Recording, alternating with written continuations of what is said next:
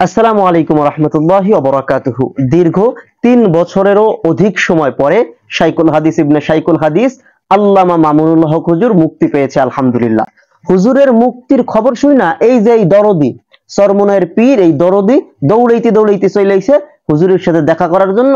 আইসা হুজুরে বুকে জড়াই ধরছে, ওরে দরদ, ওরে পীড়িত। তো ফয়জুল করিম সাহেবের কাছে একটু জানতে চাই, এই ৩ বছর আপনার এই দরদ কোথায় ছিল? এই যে ৩টা বছর সে কারাগারে থাকলো, এই ৩ বছর তার প্রতি আপনার কোনো মায়া মোহব্বত ছিল না? মানে আজকে মুক্তি পাইছে আর আজকে দৌড়িতে দৌড়িতে চলে আইছেন, ওহো দরদ উতলাই পড়তেছে কেন? চরমনের শুভাকাঙ্ক্ষীদেরকে আমি কষ্ট দিতে চাচ্ছি না, কিন্তু যেটা বাস্তবতা সেটা অস্বীকার করার সুযোগ নাই।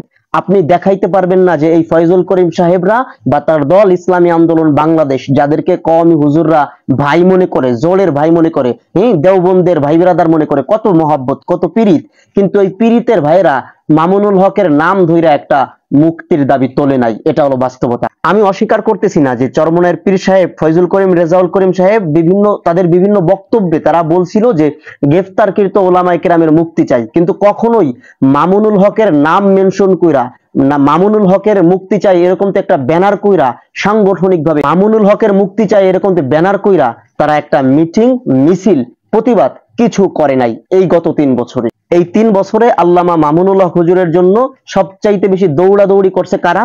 তার বড় ভাই আল্লামা মাহফুজুল হক সাহেব, তার ছেলে জিমামুল হক এবং হেফাজতের দায়িত্বশীলরা, খেলাফত মজলিসের নেতারা বা কওমি কিছু ওলামায়ে কেরাম।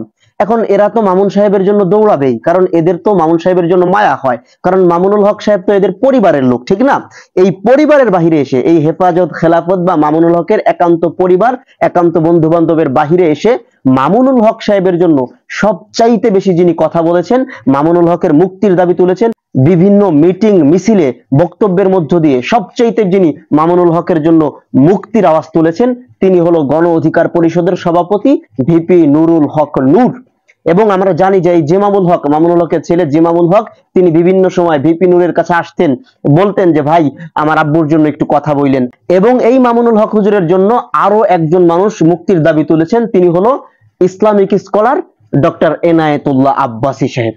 যদিও আব্বাসী সাহেব মামুন সাহেবের নাম মেনশন করে কখনো মুক্তি চাননি, তবে উনি বলেছেন যে গ্রেফতারকৃত ওলামায়ে কেরামকে মুক্তি দিতে হবে। বিশেষ করে আব্বাসী সাহেবের কিছু কথা ওই সময় খুব রিস্ক করছিল। উনি বলেছিল যে 7 খুনের নির্দিষ্ট আসামি, তার হাতে কড়া থাকে, রশি থাকে না, কিন্তু আলেমের হাতে রশি বেঁধে টানার অধিকার কে দিয়েছে তোমাদেরকে?